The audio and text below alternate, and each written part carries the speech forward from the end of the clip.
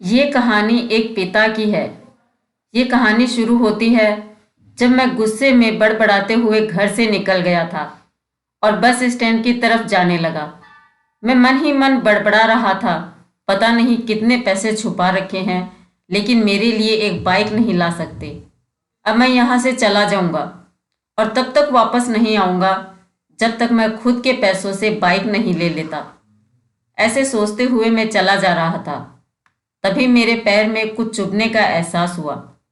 नीचे देखा तो याद आया कि मैं भूल से पापा के जूते पहन आया हूँ और उन जूतों में कीलें चुभी हुई थी जो मेरे पैर में बार बार चुभ रही थी।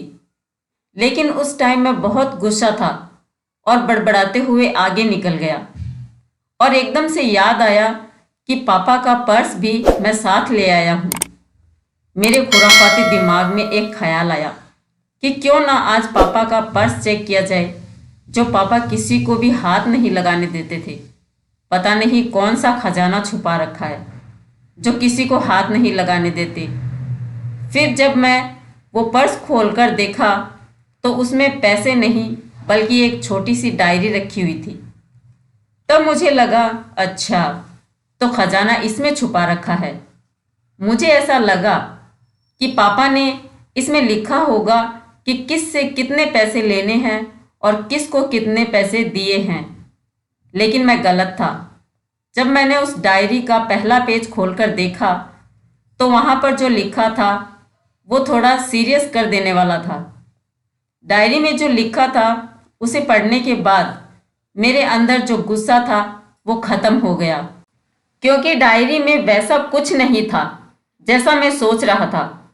वहां पर उन पैसों का हिसाब लिखा हुआ था जो अलग अलग कामों के लिए अलग अलग लोगों से उधार लिए गए थे। उस लिस्ट में कंप्यूटर के नाम पर भी पैसे लिए गए थे। वो कुछ इस तरह लिखा हुआ था कि 50,000 बेटे के कंप्यूटर के लिए। ये वही कंप्यूटर था जिसे मैं आज तक यूज़ कर रहा हूँ।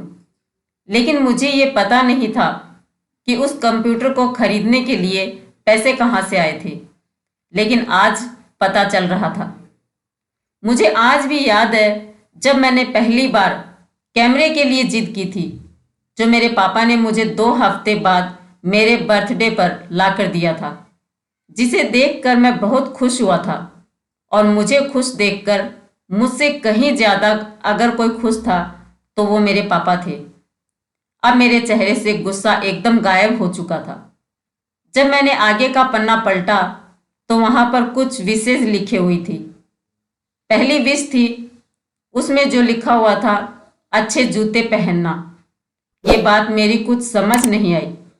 तभी मेरा पाँव अचानक सड़क पर भरे हुए पानी पर जा पड़ा और तभी मेरा पाँव में गीलापन एहसास हुआ।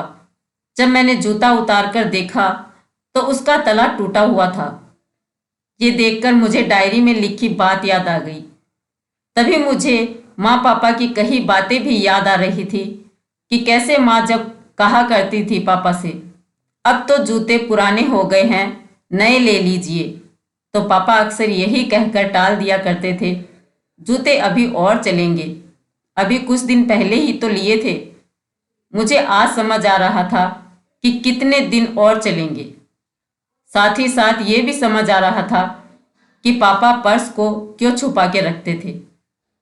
तभी उस डायरी को पढ़ते हुए बस स्टैंड पर पड़ी बेंच पर आकर बैठ गया। अब उस डायरी का आखिरी पन्ना बचा हुआ था। उस पन्ने को जब मैंने पलटकर देखा तो वहां कल की डेट लिखी हुई थी।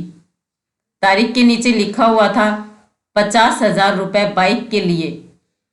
बस इतना पढ़ा और दिमाग सन रह गया। अब मेरे मन में कोई शिकवा गिला नहीं बचा, बस मेरी आंखों से आंसू चले जा रहे थे। मुझे आज तक नहीं पता चला तब मैं क्यों रोए जा रहा था।